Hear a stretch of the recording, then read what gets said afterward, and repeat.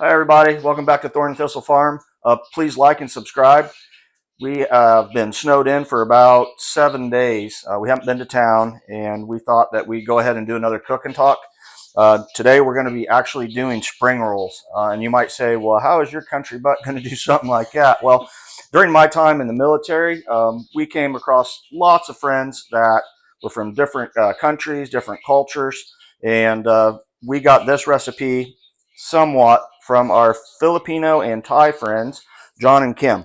And it's so interesting because they would come to our house and they'd be like, "Oh, you don't know how to cook. You don't know how to cook.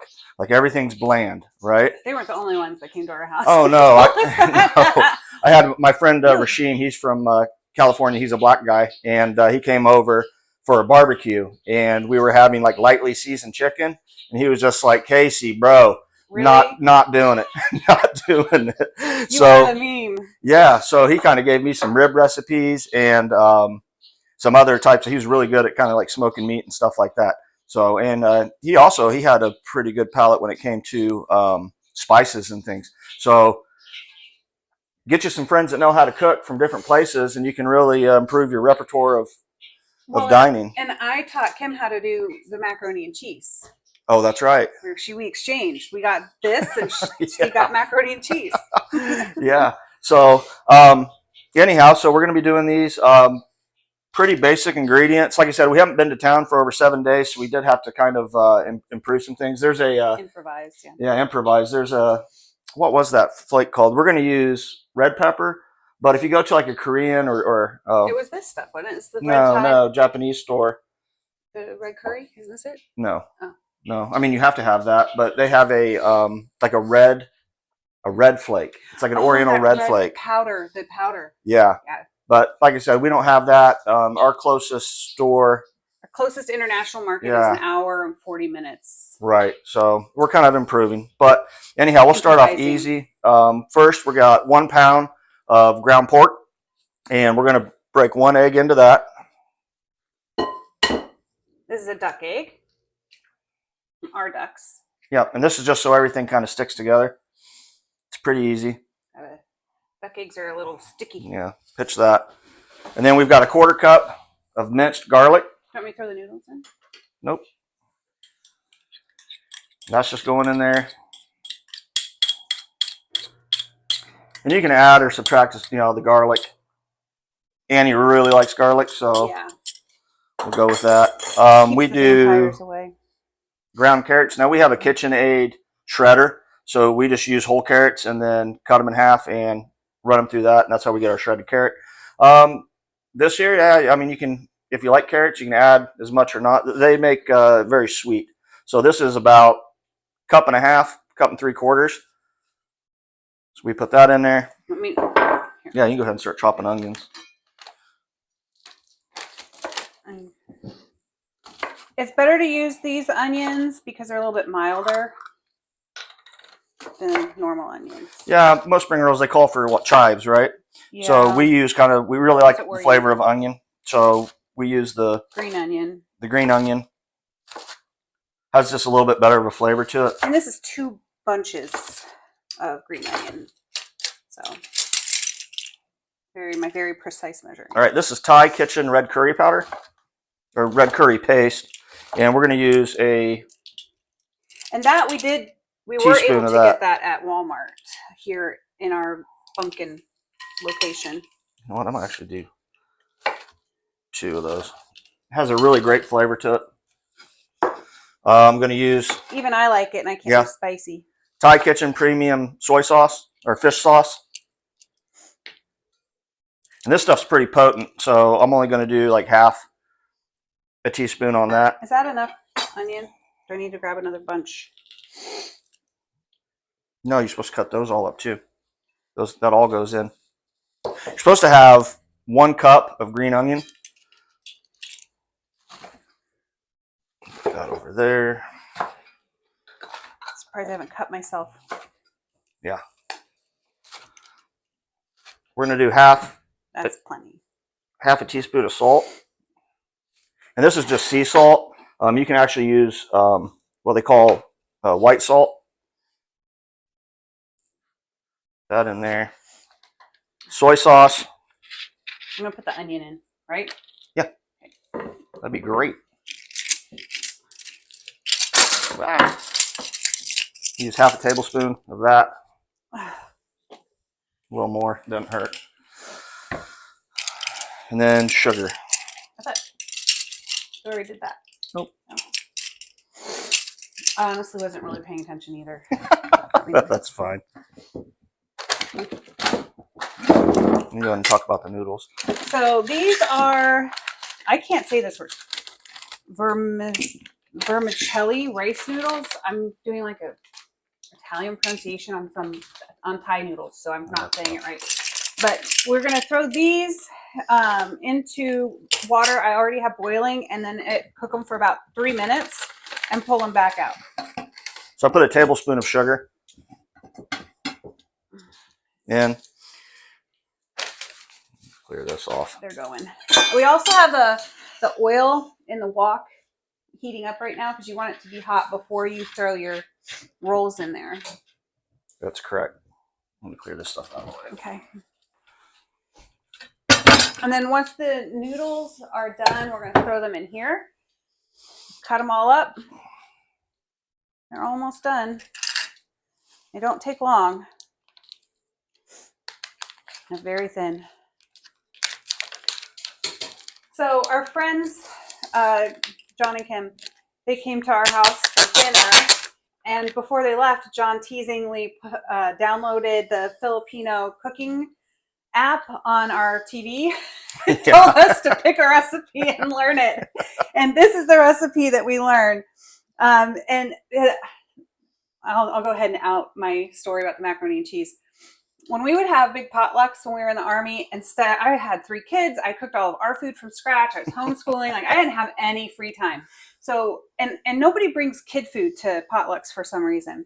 So what I would do is I would go to the grocery store and grab a tray of frozen mac and cheese, like Stouffer's or whatever, throw it in the oven, cook it all the way, and then put it in a crock pot and take it so it would stay warm and take it to the potluck.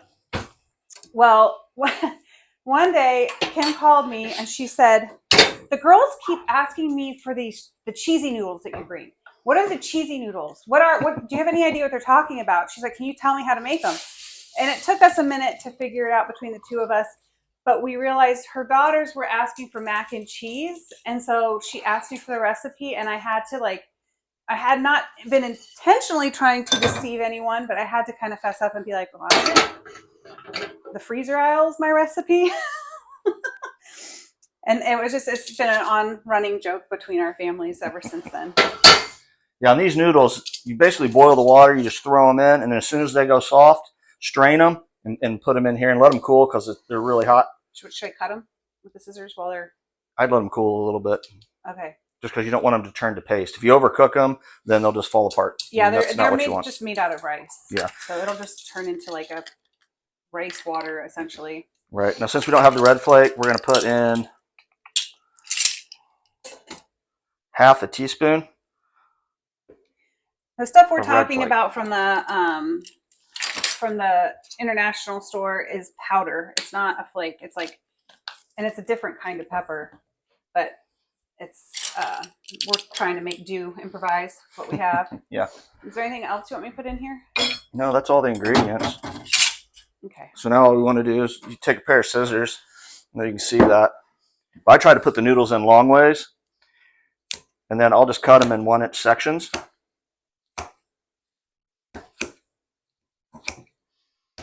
And you kind of take the scissors all the way to the bottom of the bowl. I'm sure there's a Filipino mama out there right now that is just losing her mind. Probably butchering this. But this is how we're doing this from memory. It's not, we don't have the TV channel going at the moment. How hot are the noodles? Probably pretty hot here. I can mix it by hand. Just kind of stir it with that first. Don't want you burning yourself. I don't think I will. I'm more worried about getting the pepper on my hands. Actually, you know what? I'm going to take my wedding ring off, all right? Uh-oh. Now we're not married. And I'm going to wash my hands because I'm going to have to get messy. Well, I'd rather you do it, so I'm happy that you're going to do it. Yeah. Well, he's going to mix this together. There's cornstarch in this bowl, and I'm going to add water and mix it up because you need this in order to keep the rolls closed. Right.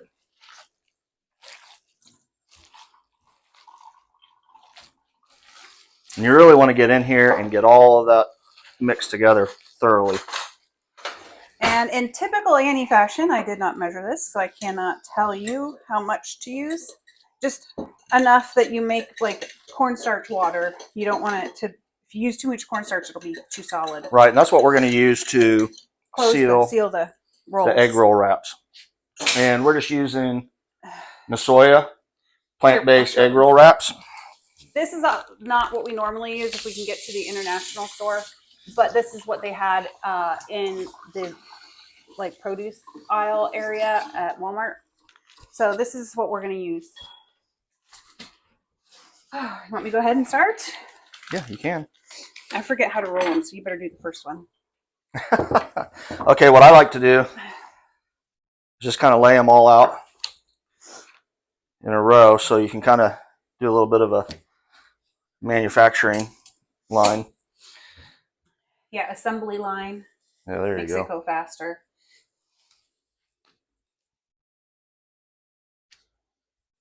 And this is a real treat for us after we didn't have water for 3 days. We didn't tell you guys about that, but our wellhead froze, even though we had a heater on it because it got in the negatives, which is unusual here.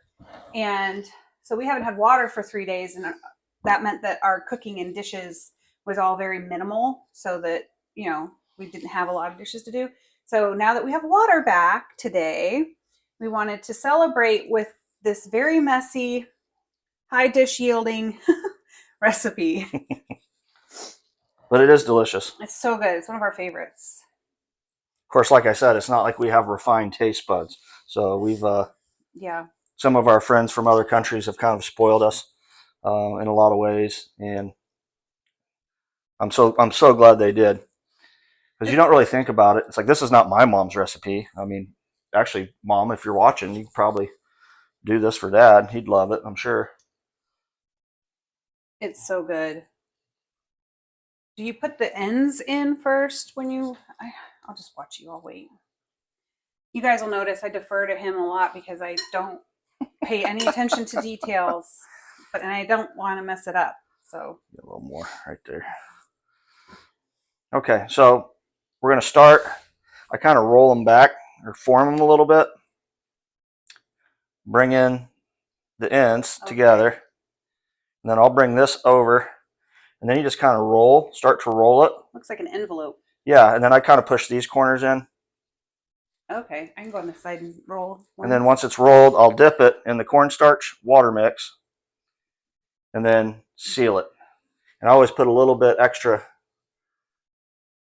right there along the ends to make sure it seals up real good. Because the worst thing that you can do is when you throw these into the peanut oil, that it'll bust open, because then you just have all this particulate that's in your I've made oil. That mistake, which is probably not surprising, and it is very messy and it ruins the whole batch.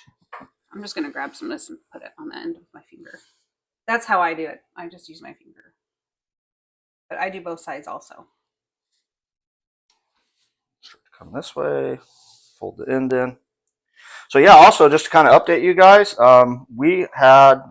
we didn't, but our middle son had another baby girl. So we're grandparents again. So that's grandchild number 2, and we're very excited. Annie's going to be heading to Washington State here next week in order to go visit and help out our daughter-in-law and make sure that they're not super stressed. They seem to be doing really, really well. Yeah, they're doing great. It seems that transition from 1 kid to 2, I think, is the hardest transition, because by the time you have a third, your oldest is usually old enough to be a little bit more helpful and less needy. But when you go from 1 to 2, they tend to be closer in age, and your oldest is usually still pretty needy. I know that ours were 3 years apart, and it was still really hard because our oldest had just gotten potty trained and then went right back into diapers as soon as he saw that the baby got to be in diapers. He Right. was like, "What's this?"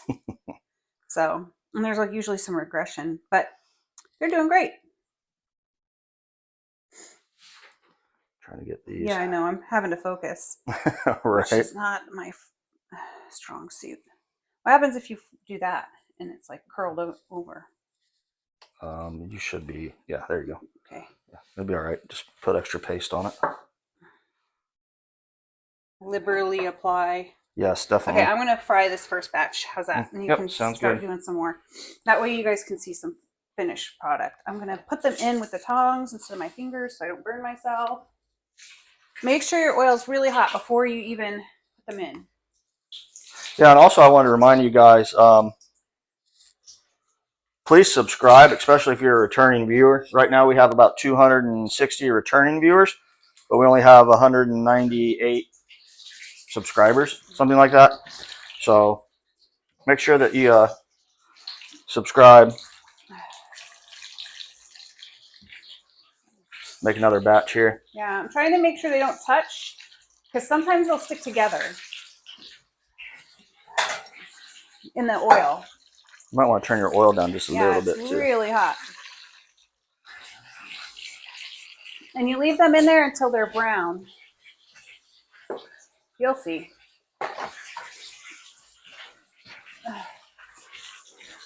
Yeah, but me and Annie are not like prolific cooks. So when we do these, it might look a little bit like a dumpster fire, but it gives us something to do.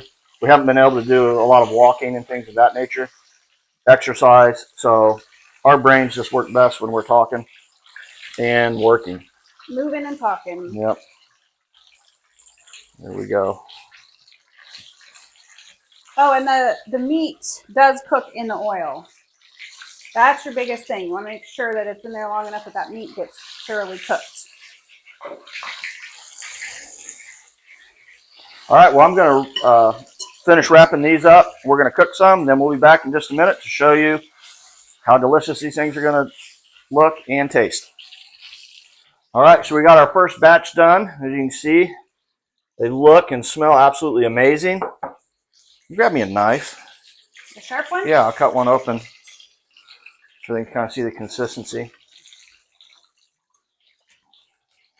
We have our oil in medium heat. I don't think we mentioned that before. You can see there, pretty hot. But Annie likes sriracha mayo, so put some of that down. And I'm a big fan of yum yum sauce. I think this is probably, if you've ever eaten at like a Ichiban, yum yum sauce is what they serve as the kind of like the main sauce. Want to hand me that plate too after you bite? I'm gonna try here. Okay. Grab it. Here. Ooh. Ah, it's falling out.